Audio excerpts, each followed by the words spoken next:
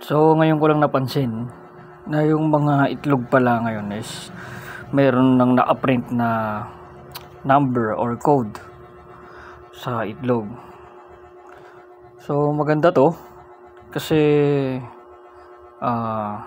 makikita natin yung batch, most probably batch number to sa production ng egg. So may iwasan natin yung pagpili o pagbili ng itlog na may halo. Kasi sa iba sa palengke, usually yung mga mandarayang tindera, hinahalo nila yung luma na hindi nila nabebenta agad.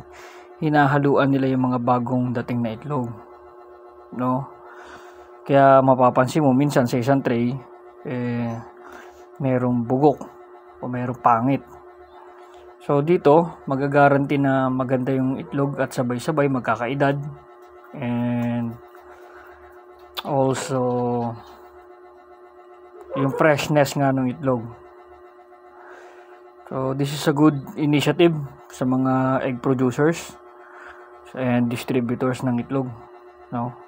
So dapat maging mindful tayo dyan para hindi tayo nadadaya pag bumibili tayo sa mga palengke, no?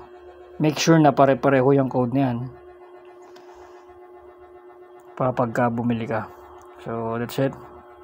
Thank you.